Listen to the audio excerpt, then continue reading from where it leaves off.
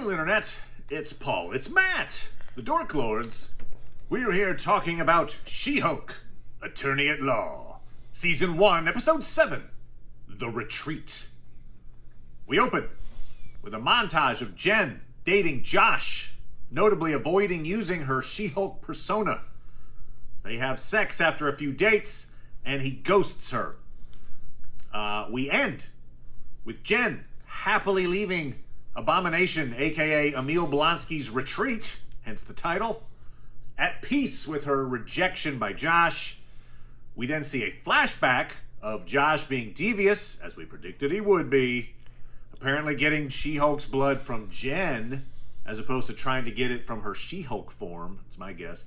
So basically it was all a con to get her blood, and it looks like to clone her phone, which maybe gives them Bruce's info. Not sure what value they get out of her phone, but in any case, that is our beginning and ending. Paul? Yes? What did you think of Episode 7? I enjoyed it. It's a different... I mean, the type of humor is not really trying to punch you in the face or anything. There's a lot of gentle humor in there, or just, sort of, not really acerbic, but it's still, I think it's still funny. And so I enjoyed all the lesser villains. Right.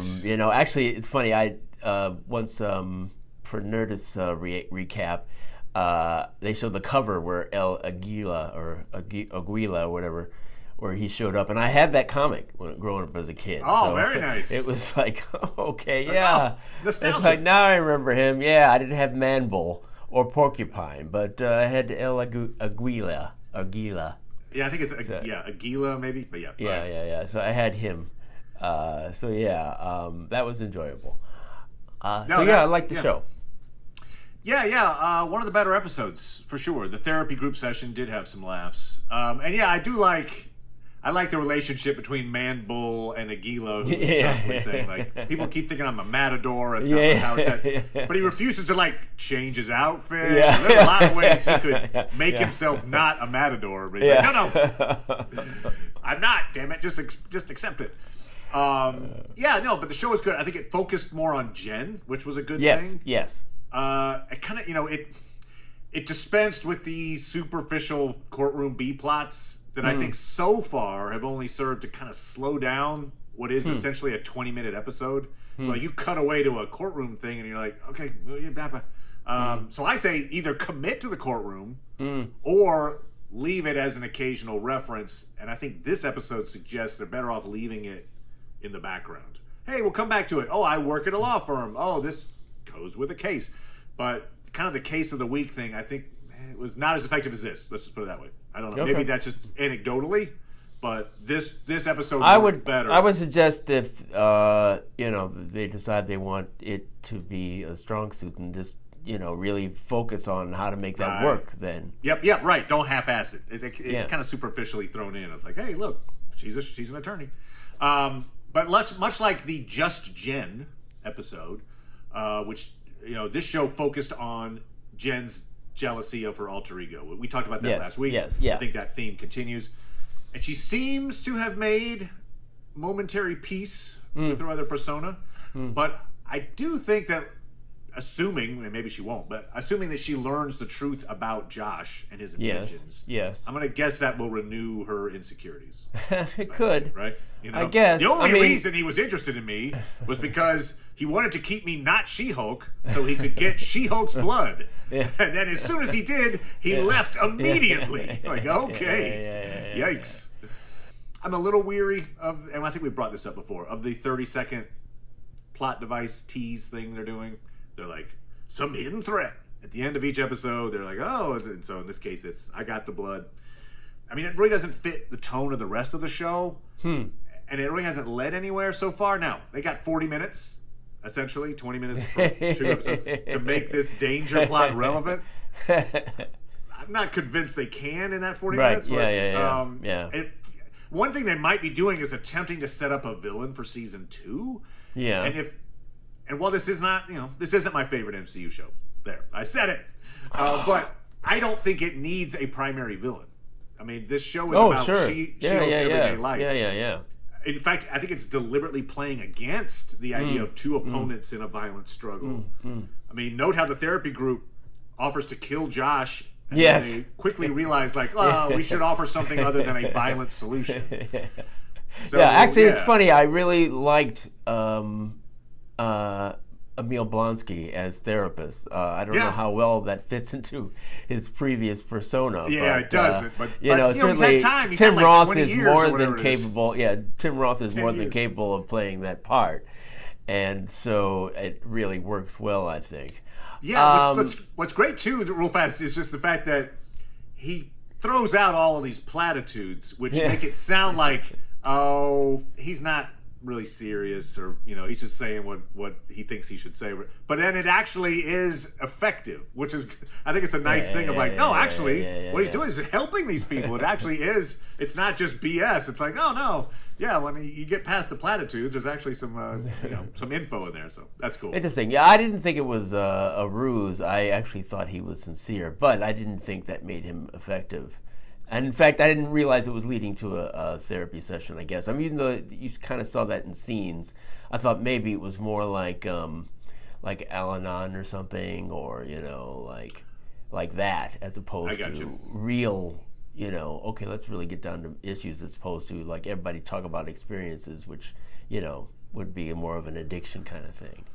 There was like an episode, Wreck-It Ralph, I think, did a thing like that, where they had like a super villain support group thing. It was a funny scene in there too, but different angle, but similar idea of like people in their costumes all sitting around, talking about how they, something about their day that's, something affecting them.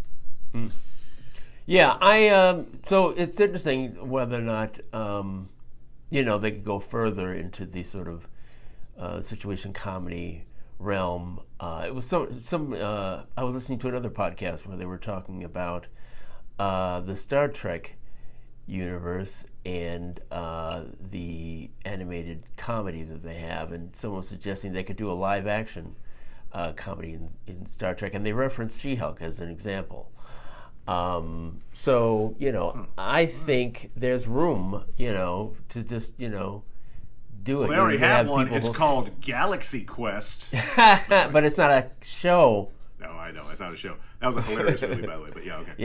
Yes. But, so, I mean, I think there's, if they did that more. I mean, one of the interesting things about it, because I definitely thought that when we saw in the trailers, the shots of them sitting down and all that they would be looking at those characters humorously, and there's plenty of room to do so. But they still also have powers. So Aliyah still has this electrochemical thing, so it's not completely. Right. He had the bio lightning or whatever it was. Yeah. Kind of legit powers. And Man Bull actually does take out the car pretty well. So agreed. They actually do have. It's kind of like from a previous episode, Mr. Immortal. He's a humorous guy, blah blah blah, but he actually has powers. Like, okay, these are now. Does this? There was a question: is the Saracen a vampire? Yes. Or not? Which, if he was, there is Blade coming at some point. Are they kind of throwing out the idea of vampires hanging around? But we didn't. Do the vampires MCU? They apparently can be in daylight. Good point. Good point. Well, he was the one who nailed it right on the head. He was just like, well, Josh could be after your blood. Listen to the vampire. Yeah, that's true, yeah. And it was an interesting nod to, Wrecking Crew guy. I don't know what his name was. But, now that was, if, he definitely was part of a group that was after Jen's blood. Did he really perform, or was he just there, to happen to let's see if I can get Emil Blonsky's thing to go messed up, and that's why maybe the Jen can come out, and I can sort of see how things are after he gets the blood. I mean, that guy might have been, it might not be as coordinated as that. Or maybe he just, maybe he Yeah, confesses later, or he doesn't confess at all, and that's just a weird thing that he was just like, I'm trying to improve my life, but I'm not going to admit to everything that I did. yeah. It's a big coincidence, but again, it's a comedy show, and coincidences are sometimes for a comedic effect. I would say the implication from this episode was that he was into it, that he was definitely like, "Yep, I'm reformed." But you know, that's just writing, so you could easily go like, "Ha ha ha ha! I'm Josh too." You know, so yeah. Yeah, I kind of feel I think I'd rather have him reveal it later, and I guess Jen hasn't figured it out yet. So first they told the audience with that scene of Josh that betrayed him, or whatever, and you could have had some scene, I guess, of him looking guilty or whatever, but they didn't. They didn't. So maybe that's like he contacts her in the next episode or the one after and lets her know that, hey, I was part of this thing to get your blood, and then she could react from there. Right. Maybe he's the way that she starts figuring it out. Something that occurred to me, again, I guess it's the idea that I'm getting tired of this like superficial danger threat plot thing that they throw in. Right. I'd almost rather, based on the tone of this show, that Josh just ghosted her because he's kind of a jerk. Sure. Happens. People go on date, they meet, they have sex, and then somebody leaves. That happens. So just to say, like, as opposed to making it like, no, there's a big reason behind it, blah blah blah. It almost would be more impactful in some ways to her life if it's just like, no, it's just that's the way it happens sometimes. You think someone's awesome and they're not, and they leave you, and you're like, oh man, But so anyway, for this show, I feel like maybe that might have been a better resolution to Josh ghosting her. But interesting. Well, you certainly had the payoff, of Jen realizing what she did, so that's good. You're right; they could have left it at that. We don't really know what's happening with this. I think I agree with you that the most likely, or at least how I imagine it playing out, is not especially interesting to me. So hopefully it is something interesting, If it's really an example of the Illuminati or whatever, no, not the Illuminati. The intelligentsia. The intelligentsia. I think that could be interesting. I mean, so, that's kind of how I'm holding out hope.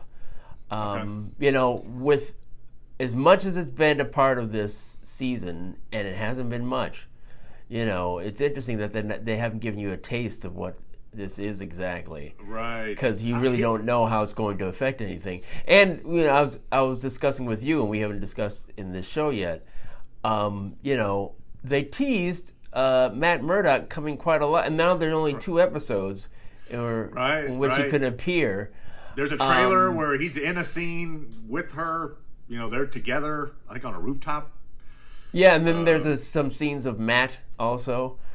So it's curious to see how they're gonna do that. To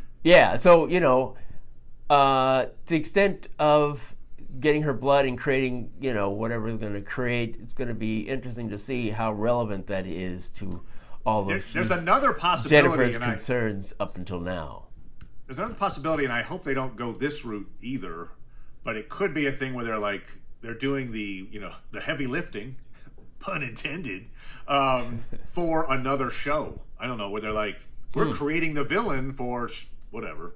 Echo or whatever, some other show, and so all this stuff is just so that they're helping. Like, look, we're connected to another show. And they're like, So anyway, hopefully they don't. I don't want them to go that way. Yeah, I hear you. Don't show me the show for this. Make it relevant to this show. I mean, this up until now, I have mostly positive feelings about the show. I still do think that it could be stronger in terms of the choices that it makes.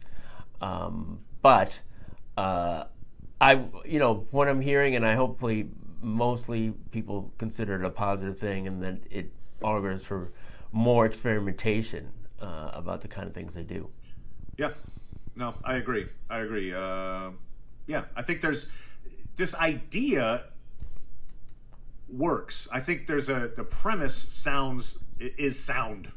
Yeah. But I think the execution has been mediocre. And yeah, as you say, I think it could be, you could push this premise to a funnier and more meaningful level, and I think it's possible. So shoot for the stars. Here we go. Yeah. Go get him, She-Hulk. But yeah, anyway, so those are my thoughts. Any other thoughts you got, sir? I don't think so. Okay. So we'll be back talking about the last 2 episodes of She-Hulk. We're also talking about the Rings of Power, and we're talking about House of the Dragon. So come on back for that. Paul, I appreciate it as always, good sir. Oh, no problem. And we'll talk to everybody next time. Yes. Bye. Bye.